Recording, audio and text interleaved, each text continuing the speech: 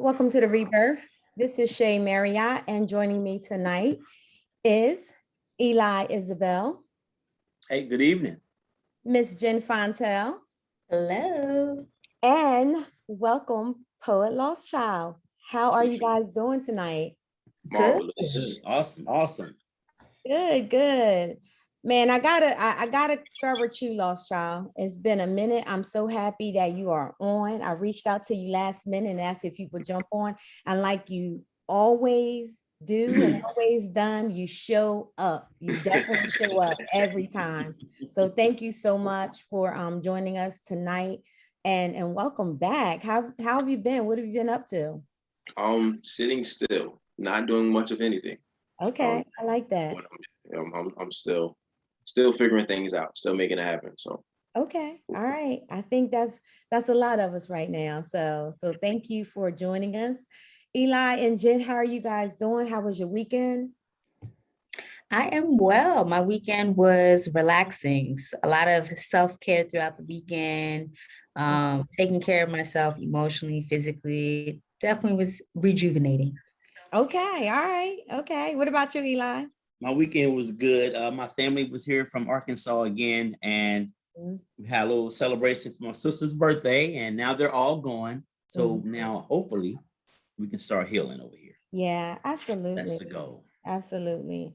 So you pretty much kind of start the title of what tonight's show is going to be about. Tonight, we are going to be talking about how to move forward during difficult times. We all have definitely had our challenges. I call them, I refer to them as life crises, things that happen that's we question, that's out of our control. We don't ask for, we don't call for them, but they tend to happen. And it's very hard to rebuild, to restart or to even move through some of the challenges that we are all faced with in our life. So, this is going to be a very transparent conversation tonight.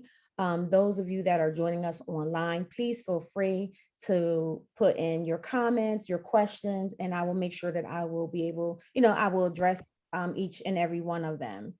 And I also will be sharing some tips with you to help you with affirming yourself, reinventing yourself, and also to be able to implement boundaries and communicate those boundaries, to others that's around you that may not necessarily understand what you may be going through and dealing with. Okay, so are you guys ready to jump in? yes, Do it. Okay, let's do it.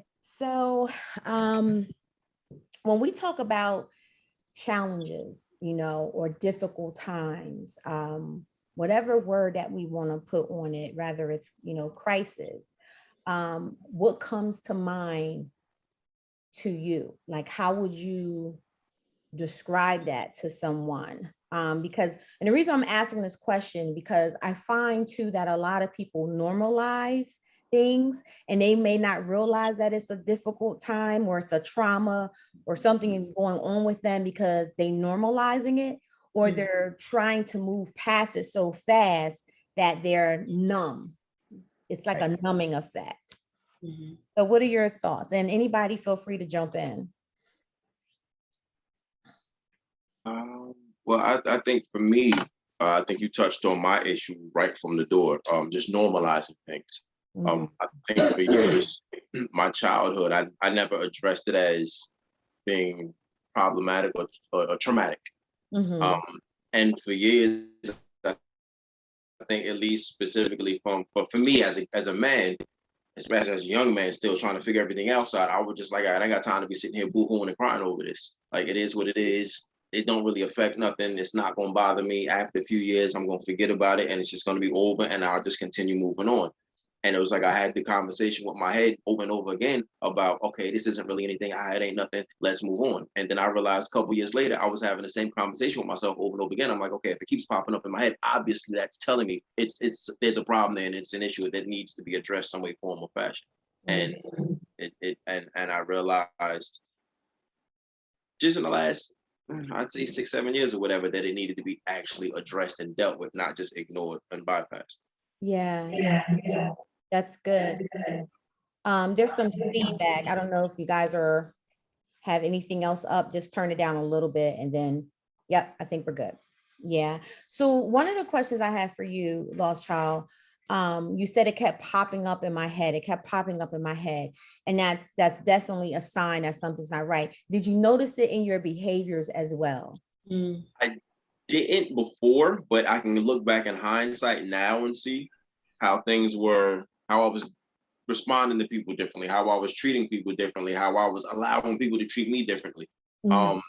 But at the time, no, I just figured, I've always thought I was just a little weird. I was a little quirky. I was just a little different or whatever, but never figured that it was because of these things. I just thought that was just me and that's how I was. And never having addressed it or talked to anyone else that was in the same situation, realizing that they had the same quirks and some of the same little intricacies and proclivities or whatever. Like, oh, okay, it's not just me, and it's Yeah. because we have the same issue. We've come up in the same kind of issue. We have some of the same specific little quirks or whatever that are directly tied to that. So it wasn't until, like I said, recently that I started realizing that it's not just me, and it is relative to some of the things that I had to deal with as a child. And I think that's the importance of having this conversation, because what I just heard you say was that you realize that other people were struggling with the same thing, Right. right? And it was kind of the same challenge that they was experiencing, and they had their different ways of dealing with it, but you did find some things that was in common. And this is why it's so important that we do talk, we do have conversation, we do come to the table, and because you never know who is going through the same situation, you know, who's feeling the same way. You never know who life you are touching, who life you may be saving, just by sharing your story, right? So you know, so I'll start, you know, even for myself. And what I want to put out there is, when I'm talking about loss and challenges, especially with loss doesn't necessarily always have to mean a physical being. We can grieve and mourn loss of a relationship, loss of our ability to even move, you know, due to some type of chronic illness, or, you know, the ability to just be able to get up and feel good, and not having that anymore. That can be a loss, and you can grieve through that as well. Anything that's life altering, something that's changing you and is forcing you to you know, live life differently than what you usually are used to living it, right? Um, so for myself, and then I'll disclose, I think, again, I say life challenges because it's more than one, right? It's not just one. It would be good if it was just one and that was it, but it's not. So it seems like when one comes, it's another one that's coming down the road and right around the corner waiting for you. It's just waiting for you to try to heal through that first one. And sometimes we don't always heal completely before that next challenge comes and say, hey, I'm here, you know, I'm here, you know, what are you going to do with this? So Rebirth was built from life challenges, crisis.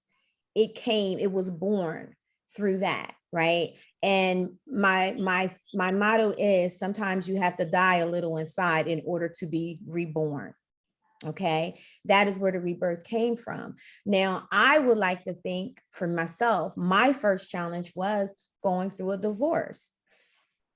It was a loss. I grieved it as if I was grieving someone that had died, right? And I think, you know, for those of you who have gone through divorces or is going through a divorce now, you will know, you'll know exactly what I'm talking about.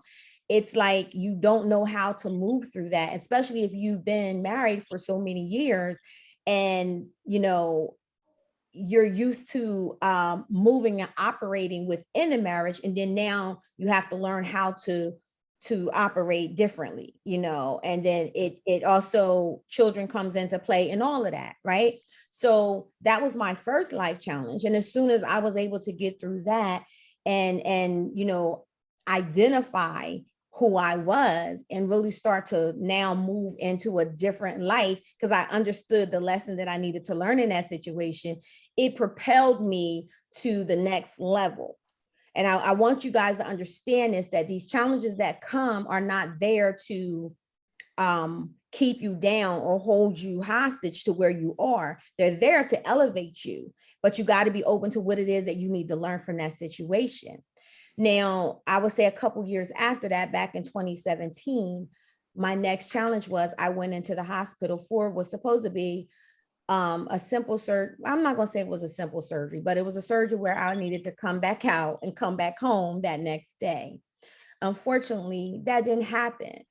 The one day coming home ended up me being rushed back to the hospital and being in the hospital for almost 2 months fighting for my life.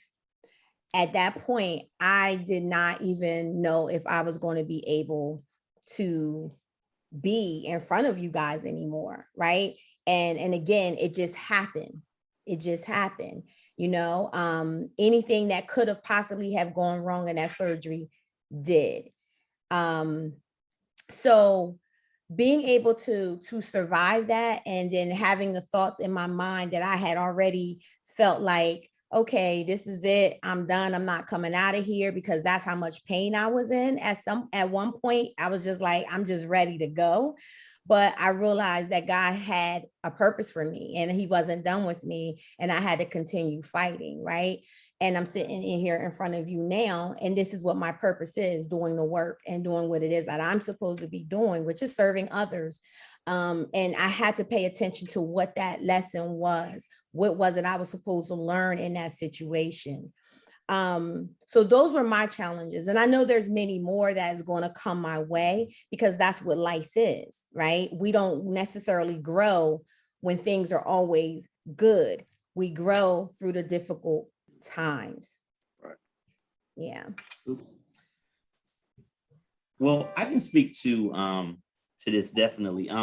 So loss for me has come in the in the manner of losing my mother. I lost my mother when I was 26. So we're talking 22 years ago. Mm-hmm. And I thought it took me a long time to really come to grips with this. I remember maybe just about 6-7 years ago, I was able to visit her grave and not break down. So I know time, they say time does heal all, but it was a really difficult time for me to go there and try to have just sit with her and have that time for myself, because I will fall apart. Mm-hmm. But I did become stronger and stronger. So now I can go and more so lay flowers and celebrate her. Right. You know what I mean? Right. So, but I did find myself, I think when I lost my mom, the many things she provided for me emotionally and mentally and the security, I think that I looked for that in women. And not just one woman, but whatever, if you provided this, then I'm gonna rock with you over here. If you did this, then I'm gonna keep you. If you did this, I'm gonna keep you. So, and I think I found myself chasing, after my mom passed, I found myself chasing what my mother gave me. And not in a creepy, sexual, weird way, but in a complete holistic totality way, in a total holistic way. The things that she did or provided me with that made me who I was. And when one person can provide me with all three, then I was searching for somebody else to step into that place. A month and a half ago, not even, a little over a month ago, I lost my sister. So it's really weird to lose a sibling. I don't know if anybody has, but so I had my mother for 26 years and I had my sister for 48 years of my life.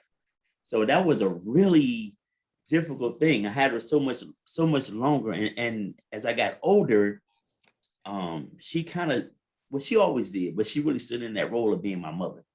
And so it was like losing my mom all over again. I think the difference now is, I don't know if I'm as strong as I was as a 26-year-old, oddly enough.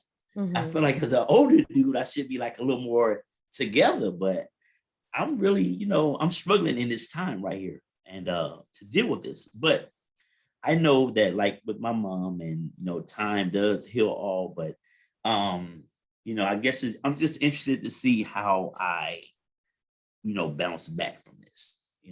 I can look back on when I was a young dude and losing my mom and be like, you was wilding. I mean, at this age, I can't afford to do that. Right. But yeah, man, it's just like I really feel like I'm more fragile than I was as a young cat, which is odd to me. So, just dealing with that. And so we'll see where I go. I got a good support system. I have people that are been rallying around me and whatnot. But yeah, it's a weird thing to have somebody. That's all I've known for 48 years. You've been here every step of my life, and now that's it. Right. That's a jarring thing for me.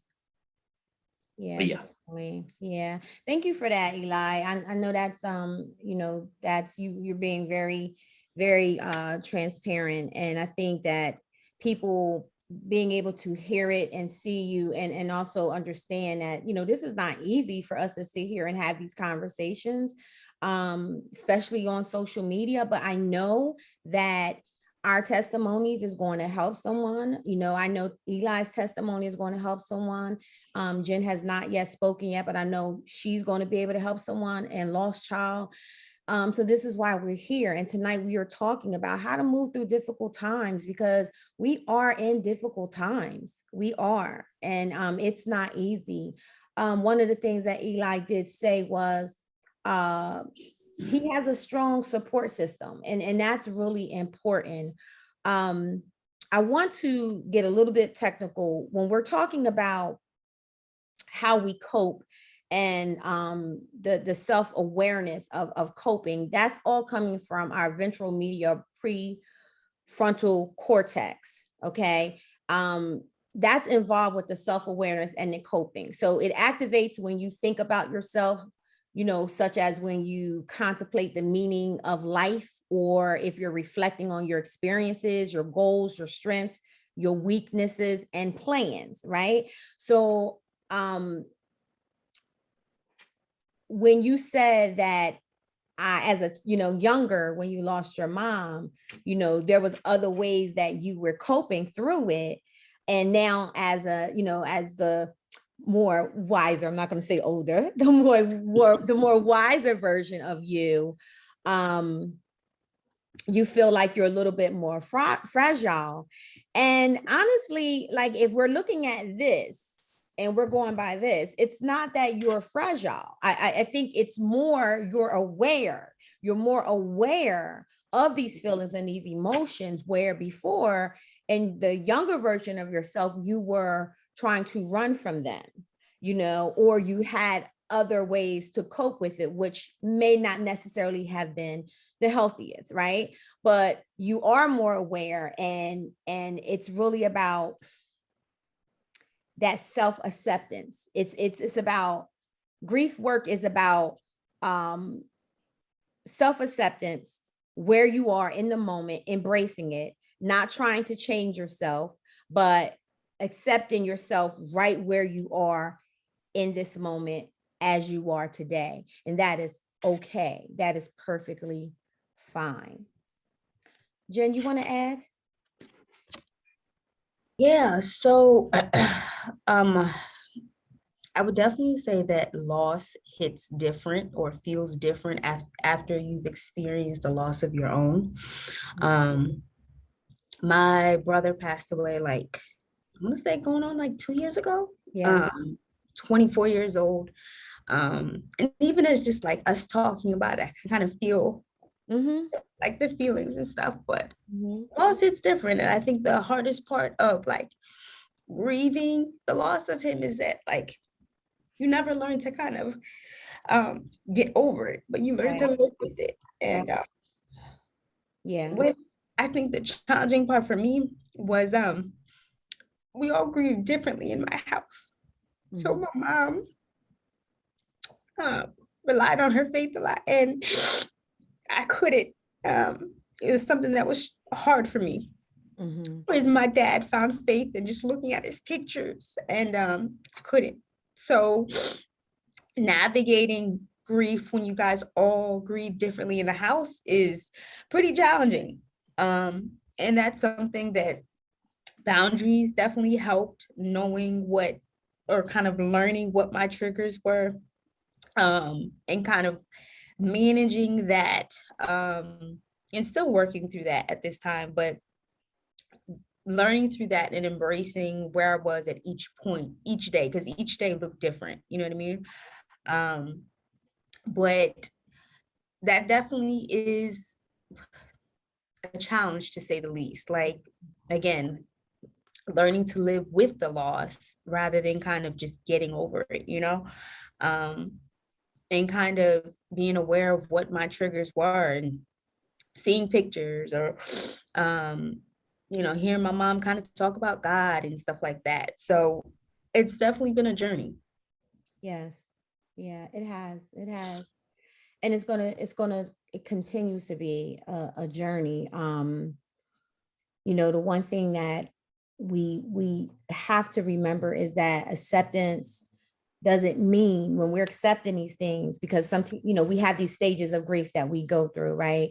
The 5 stages of grief. And then I hear some people say, well, I don't ever want to get to the stage of acceptance, because then it's going to make it too real, right? But it also holds back. It holds back your healing process, your healing journey.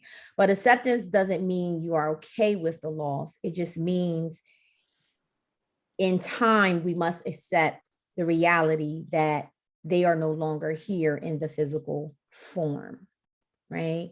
And that's really what acceptance is. And we can apply that to loss of a person, but we also can apply that to whatever loss that anyone may be dealing with or going through. Rather, it's loss of, like I said, loss of a relationship, loss of a job, loss of the way life looked, and we grieve it differently. Yes, it's hard to compare someone going through a divorce as a loss to losing a sister or losing your brother, right? It's very different, but we can't also negate how that person may feel or how they may be grieving their own situation. I really appreciate you guys sharing your story tonight, because like I said, someone right now in this moment is going through that. And to be able to see that there's faces on here to say, hey, we've had those same challenges, but we're here, and we're here to talk to you about it, and to also help you through the process as we're continuing our own journey through this. That shows, it really tells a lot about who you guys are, as change agents, as human beings. And I know each one of you personally, and that's why I continue to have these relationships with you and talk to you and wanting you to be, well, you are part of the Rebirth family. You are the Rebirth family, because I know the power and the knowledge that you all have individually, and to come together is even more powerful. So I really, really do, appreciate you sharing this. For you, Jen, what was starting to help you? This has been 2 years, and I know you're still in your process of healing, but what has been helpful for you? I would say during that time, kind of extending grace to myself. And what I mean by that is the things that I was able to do before my brother's passing, I wasn't able to do fully and to the fullest extent. Like in mourning him, for example, it was hard for me to get out of bed and eat meals that I was supposed to, or take care of myself, and just kind of really setting very small steps for myself, whether that meant like taking a sip of water, or and giving my mom a hug, just very small, tangible steps, like day by day. And there were days where I was able to do, some things. And there was days where I didn't have, the energy to do anything, you know what I mean? Because everything felt like, and oftentimes still does feel like, the twilight, you know? So I think celebrating small steps, and those small steps will look different from day to day to day to day, and understanding that kind of comparing grief like waves, you know, there are moments where you kind of feel like maybe you've reached a place of acceptance. And then there were moments where you kind of feel a flood of emotion, i.e., you know, just in this moment. But like celebrating the small steps, I'll definitely say that. That's good. That's really good. That's good. Eli, what about you? What have you found? And you're very fresh in your journey, but have you found anything that has been helpful for you in your process of healing? You know what I had to come to grips with too. So it's 7 of us, right? Siblings, kids. My mom had 7 kids. And one of the things that I realized was, you know, it's 6 of us now, of course, but I was so caught up into my own grieving that I didn't think about my siblings. I didn't think about her children. My sister has 2 adult children. I didn't think about them. And once I saw how they were, I was like, man, you know, I really felt like I needed to kind of, especially with my niece and nephew, even though they're adults, they're younger than me, and they're here in Delaware. I felt like I really needed to try to pull myself together for them. And also for my daughter. They had a really close relationship. And even like yesterday, Saturday, when we were driving down there, around Smyrna on Route 1, I began to fall apart. It's really odd to go to her house and she's not there. You know what I mean? Right. So to try to keep it together, you know, I'm just learning that I need to really try to keep it together for other people. I think I've been, if this makes sense, maybe a little selfish in my grief and just only concerned about how I've been feeling. So I'm learning to be more aware of, you know, it's a whole lot of us that love her, not just me. But to be more aware of what's going on around me and how they're feeling, and to try to provide some kind of context for my family and for my daughter who's like really kind of struggling. So just learning to be more aware. And I think when I get to that point where I can kind of be there for other people, then I think I'll be in a better place. Okay. Thank you for sharing that, Eli. I am going to go over identifying emotional boundaries. And it was something that you did mention, and I'm going to address that once I hear Lost Child's take on what has helped you so far, Lost Child, in your own journey of healing. And I don't even think I know your story. Because you shared it on the Rebirth show before, but you know, it's up to you if you want to share a little bit or not. I'll let you, you know, determine if you want to do that or not. But the question is, what has been helpful for you in your journey of healing? Because maybe somebody can, you know, you might say something that somebody hasn't even thought of yet. You know what I'm saying? I think, well, for me, even acknowledging that I was suffering from a loss, I didn't for years. Like I was given up for adoption at birth. I was adopted when I was a few months old, and that's the family that's raised me throughout my life. They didn't tell me I was adopted until I was 13. And when they told me, it was just like, oh yeah, by the way, you adopted. All right, go back in the room and play. No questions, no answers, no and nothing. So in my head, I was just, what? It's mommy and daddy, but you mean you're not? So who is? But I wasn't allowed to ask that question. And it was just like everybody else around me just went on like everything was normal. But in my head, I'm like, wait a minute, everything just changed. And I got questions but I was never allowed to ask. So trying to figure out how do I suffer a loss of something that I didn't even know I didn't have. And I was just kind of struggling, like, okay, am I even supposed to care? Because I didn't know I was adopted. And now that I do know, I don't know what I'm missing or whatever. So, and that's why I was just like, it doesn't matter. It's not relevant. It's not whatever. I kind of struggled with that for a little while. And I was well into my 30s before I realized, yes, it was an actual loss. Yes, it affected how I had the relationships that I had with people and the lack of relationships that I had with people.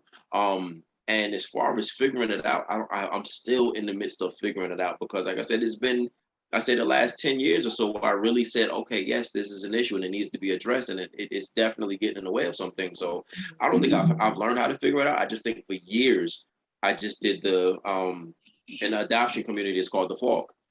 Doesn't matter, doesn't care. I don't want to know. I'm good. Whatever, whatever. Woo, woo. So in this situation, I think I'm still just kind of stumbling through how to deal with it and recognize that it is a problem, that it needs to be addressed. It's caused some problems in my past, like I said, with personal relationships with people and this, that, and the other. So I think it's for me, like listening to you two guys in your situations of people that you've lost that were close to you, that you grew up with, that you've known pretty much your whole life. And mine, for me, it was just easier to just there's times where I've gone for like 2 or 3 years where I'm just like, I'm just not gonna think about it.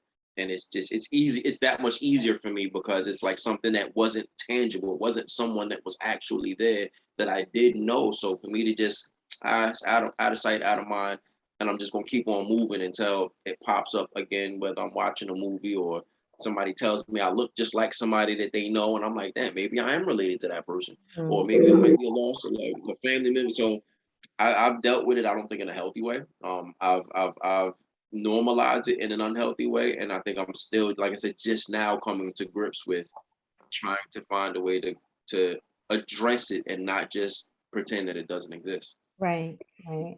Absolutely. Absolutely. Thank you for that.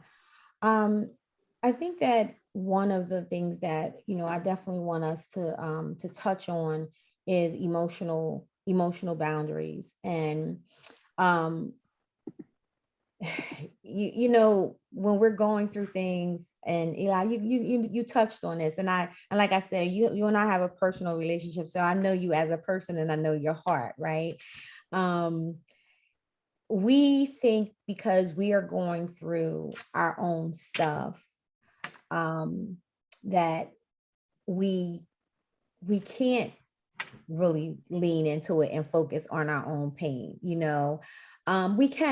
absolutely can, and we absolutely have to, although there are people around us that are hurting and everything, but we can't help them until we're able to help ourselves, right? It's that old saying about the oxygen mask when you're on a plane, right? You, even if it's your child right there, the natural thing for us to do is to put the oxygen mask on our child first. I know I would as a mother, but the directions is to put it on yourself first, so you're able to survive long enough to place it on your child, right?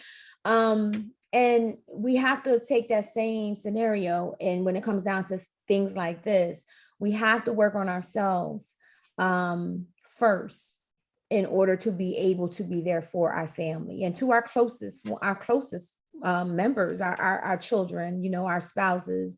We can't help them until we're able to help ourselves. So being able to create emotional boundaries is not assuming responsibility for others' feelings. That's a lot. That's a lot to take on. And it's especially in a moment when, you're trying to keep it together and hold it together. So, not assuming responsibility for others' feelings. Right now, you also are in the therapy world. Now, right, when we're going through our own stuff, God knows when I was going through my own stuff, like I had to shut it on, shut it off. I had to, assume responsibility for others, because that is what my job is. That's what my job required me to do. But I also knew that, okay, this is work. But when I finished work and I came home, the focus had to be back on myself first, right? I had to, lean into my own self and my own understanding and get me together and heal me. So not assuming responsibility for others' feelings. The other one is not sacrificing your own well-being. And again, like I said, it goes hand in hand. We tend to do that. Well, I'm gonna suck it up because everybody else need me. Right? You're sacrificing your own well-being. So we got to be mindful of that. And this is about creating emotional boundaries. The other one is not people pleasing. That you just can't do it. You can't please everybody. And this can go, all of these things, emotional boundaries, setting healthy emotional boundaries can be used in any of these situations. In any of these situations that we talked about tonight. If you sit there and think about it, at what point were you trying to please everybody else? At what point were you trying to heal everybody else before you try to heal yourself? Think about it. And see, that's a major one for me. You said people pleasing, and as you were talking, I'm thinking like this was more so for Eli and Jen, but until you said people pleasing, because that's something that just came up where that's something that I've been doing for years and never realized I was doing it. Mm-hmm. And I just thought that I'm just a nice guy and I like to help people. If people ask me something, I just say yes, and then hate it later on because I'm like, why am I doing this? But when they ask me right then, I'm like, yeah, I got you, no problem. Knowing I didn't want to do it in the first place. But I've done that for years in the family. Yeah. I used to do it, but let me tell you something. I am so quick to give the gift of no. I'll put it in a box in a red bow, because let me tell you, and the same thing. Yeah, I'm a nice person. I like to help people, but I had to understand. I had to set those emotional boundaries. I would like saying no to someone else or something is saying yes to yourself. And that's what you have to remember. When I say no, I cannot do this, I'm saying yes to myself. And maybe in that moment, that is something that I need to do. I need to say yes to me. And it's okay to say yes to yourself, right? We can't always, people pleasing will get us caught up. We say, oh yeah, I'll be there, or yes, I'll go, or, and then you're there like, man, why did I commit to this? You're upset. You don't want to do it. You're fussing, you're frustrated, but yet you still said yes. So now you want to go ahead on and, finish, doing what it was that you committed yourself to doing, or you're going to make up a big lie as to why you can't do it. And now you done threw yourself in a whole nother category of being a habitual liar. So it's just easier just to give that nice gift with the red bow of no. I can't do it. I can't do it, right? So people pleasing. And then the other emotional boundary that is important to set is not to blame others. Stop blaming others. We're quick to point the finger of blaming others, and there's responsibility that we have to take on for ourselves, right? And then sometimes we're blaming ourselves about things that we actually had nothing to do with. And especially when it comes down to a loss of someone, we may go through the whole thing in our head. If I would have done this, maybe this wouldn't have happened. If I would have done that, maybe this wouldn't have happened. If I would have called more, if I would have, we can, if you let that sit in your mind, even when I can use that even with marriage, when someone is going through a divorce, if I would have done this better, maybe he or she wouldn't have cheated. You have no control over that. You don't have that much power to stop someone from passing away when it's their time to go. You don't have that much power to stop someone from making a choice if they want to cheat, if that's what they decide to do. So why take that responsibility on? Like you're mentally, emotionally killing yourself when you do that. And I'd like to add to that, Shay. And sometimes part of acceptance is understanding that you may not necessarily get the closure or the why to the loss that you've experienced, or, to the changes that you've experienced in your life. May not ever know why, you know what I mean? And so that is part of doing the work to, the I won't even just say necessarily when it comes to grief, but just when it comes to healing, just working through that piece. That sometimes you won't ever get the answers. Yeah, you're absolutely right. And you have to be okay with that. So how do we take care of ourselves? Let's talk about that, because I think with all the loss that we're experiencing, that we're dealing with, and not even just our own personal loss, the loss that's going on in the world. I just had an amazing an amazing birthday week and weekend. It was great. And I mean, the love, let me tell y'all something. I cried so much. I thought something was great happened to me. I talked to Eli, I called Eli. I was like, bro, I don't know what's going on. I said, I've been crying. And I'm like, you know, the calls, you know, the messages, the people reaching out.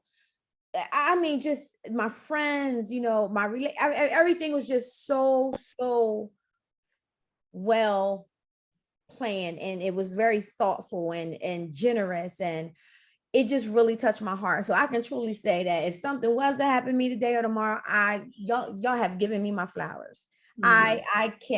You have given me my flowers. You really have.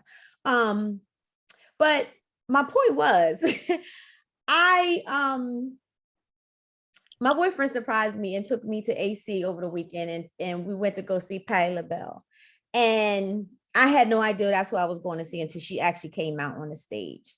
In the process of during the show, she called one of her old friends that was part of Patti LaBelle's and LaBelle up on the stage, which was Sarah Dash.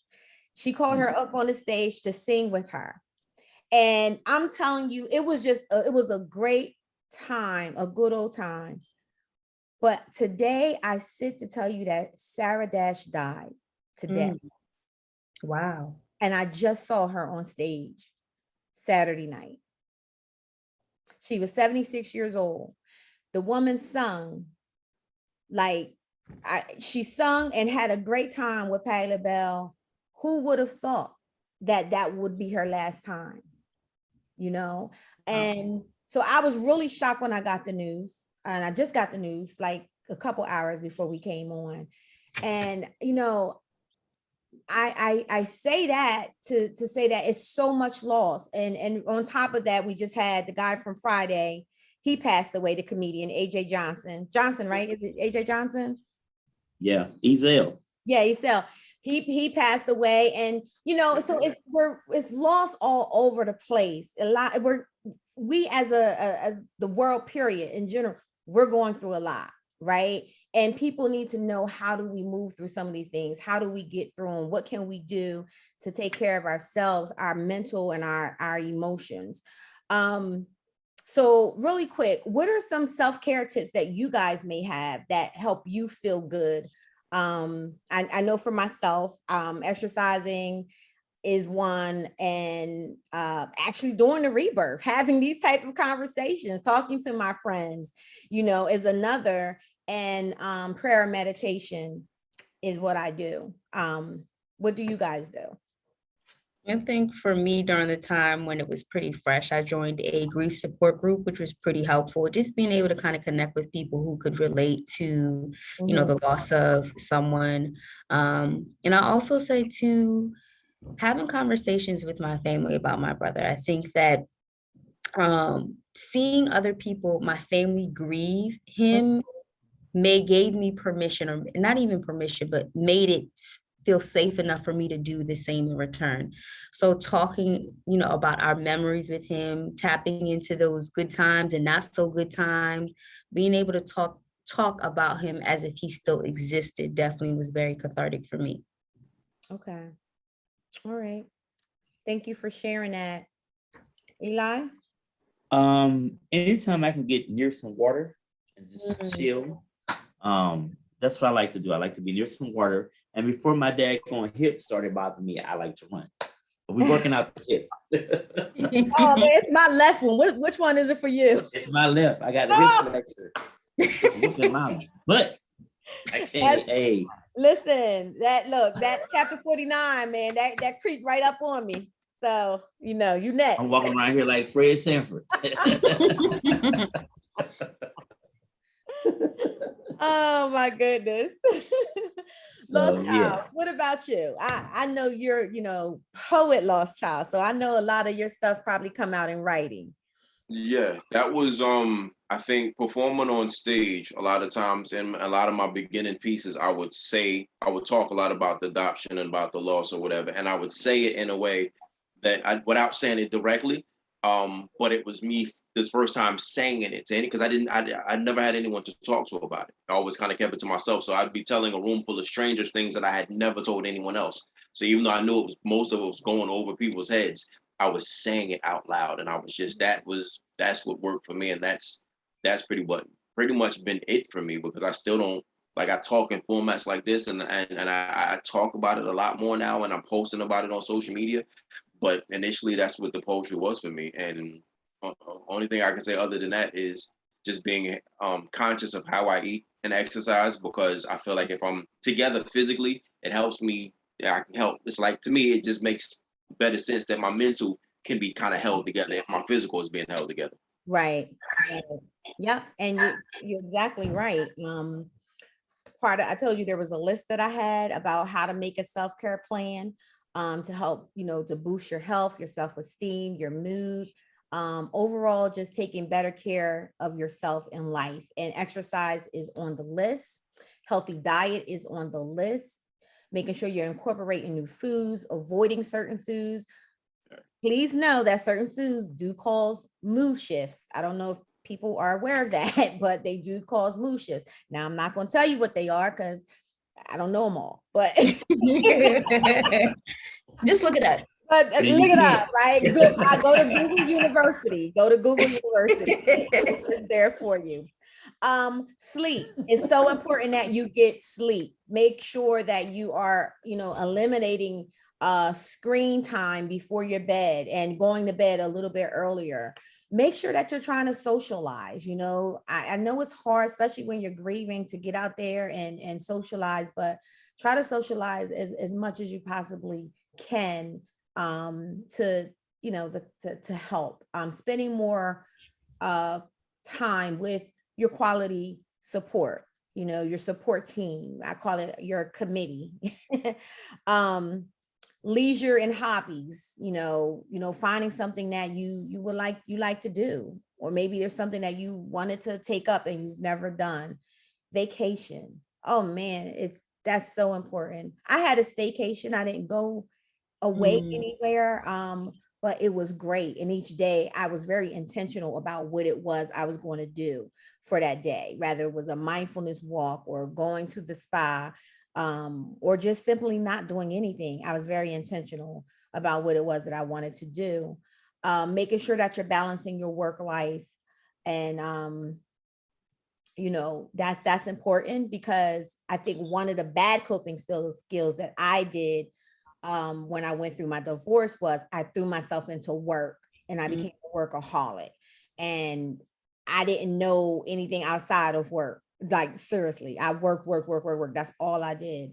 So I am now just learning how to say, okay, it's okay if I take some time to really focus on me. Just now, because it just became a habit, and I love what I do. So it didn't always feel like work, right?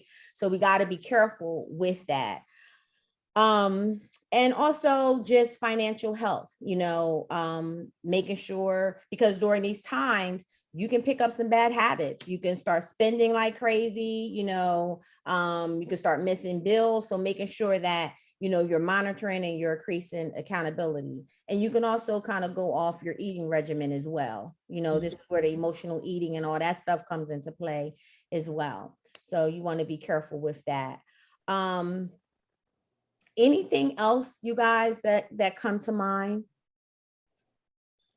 I would just say, just with anyone that is, I think we can all say at one point in time that, we have experienced a loss. And even just thinking about the pandemic, children that have, missed out on their high school prom. And it's not to compare one loss to the other, but just saying that throughout, this pandemic, people have experienced, many of different losses. But my point is that, whatever loss it is that, you may be struggling with, allow yourself to kind of feel the feels. If you need to cry, cry. If you need to yell, yell. If you need to go for a walk, go for a walk. I think a lot of times when we feel discomfort, any type of emotional discomfort, our instinct is to kind of stuff it down or Yeah. to ignore it, right? And oftentimes when we do that, it comes out in other ways. And so when you notice yourself feeling that any type of emotional discomfort, feel the feels. Very good. Very Feel the good. feels. Yeah, feel the feels. I know a lot of people too, they're feeling stuck. They don't know how to get unstuck. To reinvest in yourself is what I want to say, to reinvest in yourself. If you're feeling stuck, list two things that you'd like to be, two things that you would like to be, right? Maybe it's something that you didn't get a chance to do, take a dance class or something like that. List two things that you like to be. List two things that you like to do, rather it's a new food, a sport, a hobby, skydiving indoor, because I want to do indoor skydiving, not out. I'm not trying to do all that. I got time for all of that. And then list two things that you like to have to enhance your life. Okay. So two things you like to be, two things you like to do, two things that you like to have. Start there to reinvest in yourself. Just write it down and see what you come up with. You never know. It's a start, but it's definitely a way to become unstuck. Before we end, I am going to end on a self-compassion meditation. That's how I'm going to end the show tonight. Is there any last minute thoughts that you guys want to say or you want to put out there before we conclude? Good. Okay. All right. Well, I would like to say to you all, thank you so much for coming on tonight and, and just being so open and willing with your stories. I know that it was not easy. Prayers to all of you. I love you all. And to my audience that is watching, please share this with someone that may be struggling right now. And they need to know that life does go on, because every story that you heard, trust me, they are doing their healing process and they are moving forward even through the difficult times. So this is something that we decided to come on to share and just to be an example of what it looks like to move through difficult times, because life is going to happen. What you do with it is what matters. So in closing, I'm going to do a self-compassion meditation. Those that are watching, if you want to take a couple of deep breaths, close your eyes. And I want you to really focus on yourself and your inner self. This is me. I am thankful for this body. I am thankful for this mind. I am thankful for this spirit. I am doing the best I can in life. May my body, my mind, and spirit be healthy. May my body, mind, and spirit be safe. May my body, mind, and spirit be honored and loved. May I honor myself. May I love myself. Hold these intentions with you and let it sit. Thank you so much for joining the Rebirth tonight. God bless.